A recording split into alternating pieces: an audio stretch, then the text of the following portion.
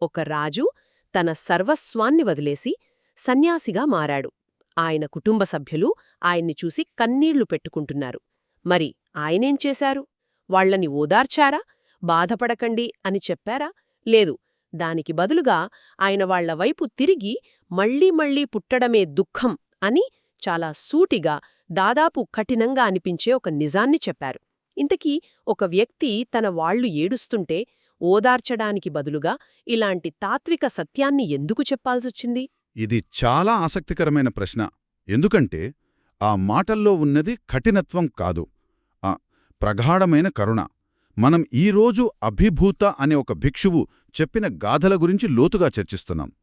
ఆయన మాటలు ఒక ఉపన్యాసంలా అనిపించొచ్చు, కాని వాటి వెనుక ఉన్నది ఒక రాజు ప్రయాణం, ఒక కొడుకు ప్రేమ, దుఃఖాన్ని శాశ్వతంగా అంతం చెయ్యాలనే ఒక తీవ్రమైన తపన. సరిగ్గా. అంటే ఆ మాటల వెనుక ఉన్న బలమేంటి? ఆ రాజు కథేంటి? అసలు ఈ సంభాషణ ఎందుకు అంత శక్తివంతమైనదిగా నిలిచిపోయింది? ఈ ప్రశ్నలన్నింటికీ సమాధానాలు వెతకడమే మన ఈనాటి పరిశోధన. ముందుగా ఆ మాటలనే నేరుగా పరిశీలిద్దాం. అవి ఎంత సూటిగా ఉన్నాయో చూద్దాం. మొదటి శ్లోకం ఇలా మొదలవుతుంది: ఇక్కడ చేరిన నా బంధువులారా వినండి, నేను మీకు ధర్మాన్ని బోధిస్తాను. పదే పదే జన్మించడం దుఃఖం. వావ్! ఎలాంటి పలకరింపులు, పరిచయాలు లేకుండా నేరుగా అసలు విషయంలోకి వెళ్ళిపోయారు. అవును, ఎందుకంటే ఆ క్షణంలో వాళ్లకు కావలసింది తాత్కాలిక సాంత్వన కాదని ఆయనకు తెలుసు. వాళ్ల దుఃఖానికి అసలు కారణం ఏమిటో ఆయనకు స్పష్టంగా అర్థమైంది. అందుకే ఒక మంచి వైద్యుడిలా లక్షణాలకు మందు ఇవ్వకుండా నేరుగా వ్యాధి నిర్ధారణ చేశాడు. ఆయన చెప్పిందేమిటంటే, మీరు ఇప్పుడు ఏడుస్తున్న ఈ బాధ ఒక చిన్న లక్షణం మాత్రమే. అసలైన వ్యాధి పునర్జన్మ అనే ఈ చక్రంలో చిక్కుకుపోవడం. ఇది సమస్యను దాని మూలాల నుండి చూడటం అన్నమాట. వ్యాధి నిర్ధారణ తరువాత చికిత్స వస్తుంది కదా, ఆ తరువాత వచ్చే పిలుపు ఇంకా శక్తివంతంగా ఉంది. ప్రయత్నించండి, నిష్క్రమించండి, బుద్ధుని బోధనలకు కట్టుబడి ఉండండి. ఏనుగు గడ్డిగుడిసెను కూల్చినట్లు మృత్యు సైన్యాన్ని ఛేదించండి. ఈ ఏనుగు గడ్డిగుడిసె పోలిక అద్భుతంగా ఉంది. ఇది కేవలం ఒక పోలిక కాదు, ఒక కార్యాచరణ ప్రణాళిక.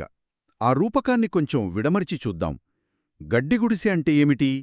అది అశాశ్వతమైనది, బలహీనమైనది, చూడ్డానికి అందంగా కనిపించొచ్చు, కాని ఒక చిన్న గాలివానకే కూలిపోతుంది. ఒక్క నిమిషం.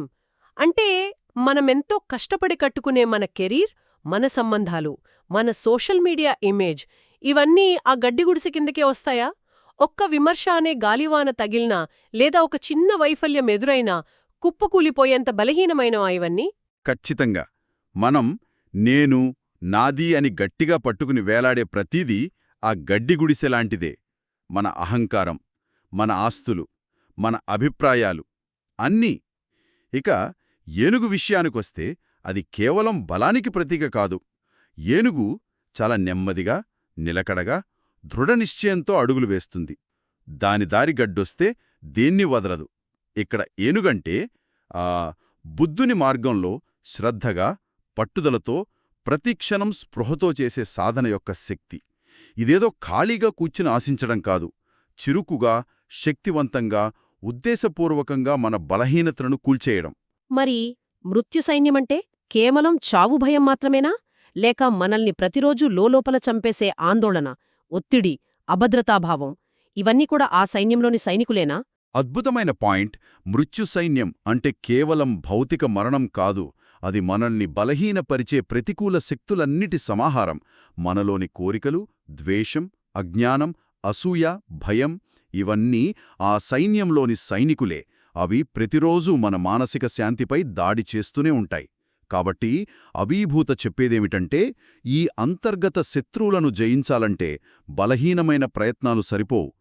ఏనుగంత పట్టుదలతో సాధన చేసి వాటిని కూకటి వేళ్లతో పెకిలించాలని. అంటే ఒక రకంగా ఆయన తన కుటుంబానికి, మీరు మీ బాధలనే గడ్డిగుడిసెలో కూర్చుని ఏడుస్తున్నారు, కాని మీలోనే ఏనుగంత శక్తి ఉంది, దాన్ని వాడి ఆ గుడిసెను కూల్చెయ్యండి అని చెప్తున్నారన్నమాట. సరిగ్గా. ఇక చివరి శ్లోకం దీని ఫలితాన్ని వివరిస్తుంది. ఈ ధర్మ వినయంలో ఎవరైతే అప్రమత్తంగా ఉంటారో వారు జనన మరణ చక్రాన్ని విరిచిపెట్టి దుఃఖాన్ని అంతం చేస్తారు. సో సింపుల్గా చెప్పాలంటే ఈ మార్గంలో ఎవరైతే అలర్ట్గా స్పృహతో ఉంటారో వాళ్ళు ఈ బర్త్ డెత్ సైకిల్ నుండి బయటపడతారన్నమాట. అవును.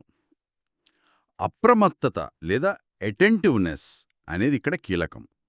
అంటే మనం ఏం ఆలోచిస్తున్నాం, ఏం మాట్లాడుతున్నాం, ఏం చేస్తున్నాం అనే దానిపై నిరంతరం ఒక స్పృహ కలిగి ఉండటం. ఈ సాధనలో ఏమరపాటుగా ఉండకూడదని ఆయన స్పష్టం చేస్తున్నారు. అలా ఉంటే ఫలితం ఖచ్చితం. ఇదేదో గుడ్డి నమ్మకం కాదు, ఒక నిర్దిష్టమైన మార్గాన్ని అనుసరిస్తే వచ్చే అనివార్యమైన ఫలితం అని ఆయన భరోసా ఇస్తున్నారు. ఈ మాటలు చాలా శక్తివంతంగా ఉన్నాయి. కానీ ఇవి చెప్పిన వ్యక్తి నేపథ్యం తెలిస్తే వాటి బరువు ఇంకా పెరుగుతుంది. ఎందుకంటే అభిభూత ఎప్పుడూ భిక్షువు కాదు, ఆయన ఒకప్పుడు రాజు. అధికారం, సంపద, సుఖాలు అన్నీ ఉన్న ఒక రాజుకు లేని లోటేమిటి? ఆయన ఎందుకు అంతటి తీవ్రమైన నిర్ణయం తీసుకోవాల్సొచ్చింది? కేవలం బోధనలు వింటే ఎవరైనా రాజ్యాన్ని వదిలేస్తారా? ఇది చాలా ముఖ్యమైన ప్రశ్న. మూల గ్రంథాల ప్రకారం ఆయన వేపార నగరానికి రాజు. ప్రపంచంలోని అన్ని భోగభాగ్యాలు ఆయన పాదాల దగ్గర ఉన్నాయి. అయినా ఆయనకు ఏదో వెలితి. రాజ్యాధికారం శత్రువుల నుండి, దారిద్ర్యం నుండి రక్షణివ్వగలదేమో కాని వృద్ధాప్యం, వ్యాధి, మరణం వీటి నుండి రక్షించలేదనే సత్యాన్ని ఆయన గ్రహించారు. ఒకరోజు ఆయన నగరంలోకి బుద్ధుడు ప్రవేశించారు. ఆయన బోధనలు విన్నప్పుడు రాజుకు తన ప్రశ్నలన్నిటికీ సమాధానం దొరికినట్లు అనిపించింది. మనం కనీసం ఒక చిన్న చెడు అలవాటును వదులుకోవడానికి నానా తంటాలు పడతాం. అలాంటిది ఆయనొక రాజ్యాన్నే వదిలేశారంటే ఆ సత్యంలో ఆయనకు ఎంతటి నమ్మకం, ఎంత స్పష్టత కలిగి ఉండాలి. సరిగ్గా. ఆయన దృష్టిలో అది ఒక త్యాగం కాదు, ఒక ఉన్నతమైన లక్ష్యం కోసం చేసిన తెలివైన ఎంపిక. బంగారం కోసం రాగిని వదిలేసినట్లు అన్నమాట. ఆయన అన్ని సుఖాలను అనుభవించారు కాబట్టే వాటిలోని అశాశ్వతత్వాన్ని, నిస్సారతను స్పష్టంగా చూడగలిగారు. అందుకే ఆయన దుఃఖం గురించి మాట్లాడుతుంటే అది ద్రాక్షపళ్ళు పొల్లనా అన్నట్లుగా ఉండదు. అది అనుభవపూర్వకమైన జ్ఞానం. రాజ్యాన్ని విడిచిపెట్టి సన్యాసిగా మారి తీవ్రమైన సాధన చేసి చివరికి అర్హుతుడయ్యారు.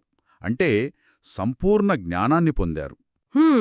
ఆ తరువాతే ఈ సంఘటన జరిగింది. తాను సంపూర్ణ శాంతిని, స్వేచ్ఛను పొందిన తరువాత తన బంధువులను చూశాడు. వాళ్లు ఇంకా అదే ప్రపంచిక దుఃఖంలో చిక్కుకుని ఏడుస్తున్నారు. అప్పుడే ఆయన ఈ గాథలు చెప్పారు. అంటే వారి ఏడుపు ఆయనకు కేవలం ఒక శబ్దంగా కాకుండా ఒక పరిష్కరించాల్సిన సమస్యగా కనిపించింది.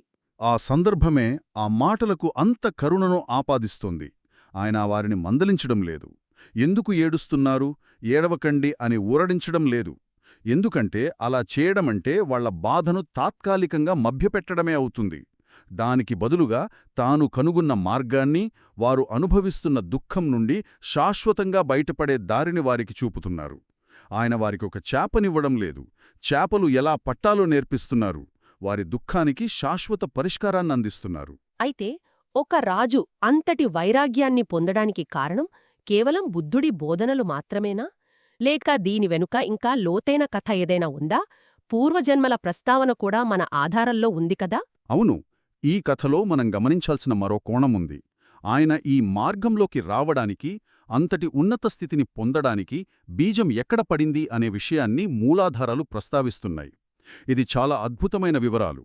చాలా కాలం క్రితం ఒక జన్మలో అభిభూత ఒక సాధారణ గృహస్థుడు. ఆ సమయంలో ఒక బుద్ధుని పరినిర్వాణం జరిగింది. పరినిర్వాణమంటే భౌతిక శరీరాన్ని విడిచిపెట్టడం. అవును. ఆ సమయంలో ఇతరులంతా బుద్ధుని అస్థికలను సేకరించి వాటికి స్తూపాలు కట్టి పూజిస్తున్నారు. కాని ఈయనకు పూజించడానికి అస్థికలు ఏవీ దొరకలేదు.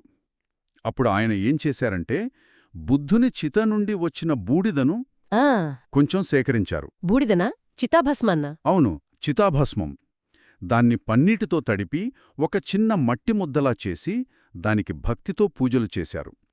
ఇది చూడ్డానికి చాలా సామాన్యమైన, అస్సలు ప్రాముఖ్యత లేని చర్యలా కనిపిస్తుంది. ఒక్క నిమిషం. అంటే కేవలం చితాభస్మాన్ని భక్తితో పూజిసినంత మాత్రాన ఆ చిన్న పుణ్యకర్మ ఒక వ్యక్తిని భవిష్యత్తులో రాజుగా పుట్టి చివరకు జ్ఞానోదయం పొందే స్థాయికి తీసుకెళ్లిందా? ఇది నమ్మశక్యంగా లేదు, కాని వినడాని చాలా ఆశను కలిగిస్తోంది. నిజమే. ఎందుకంటే ఆ చర్యలో ఉన్నది ఆడంబరం కాదు, ఆర్తి మరియు శ్రద్ధ. ఇది మనకు ఏం చెబుతుందంటే ఈ ఆధ్యాత్మిక మార్గం కేవలం గొప్ప పండితులకు, తత్వవేత్తలకు లేదా పుట్టుకతో సన్యాసులకు మాత్రమే సొంతం కాదు. ఒక నిరాడంబరమైన, హృదయపూర్వకమైన, చిత్తశుద్ధితో చేసిన ఒక చిన్న చర్యతో కూడా ఈ గొప్ప ప్రయాణం ప్రారంభం కావచ్చు. ఆ చర్య యొక్క శక్తి వలనే ఆయనకు మంచి జన్మలు లభించాయి, సంపద, అధికారం దక్కాయి.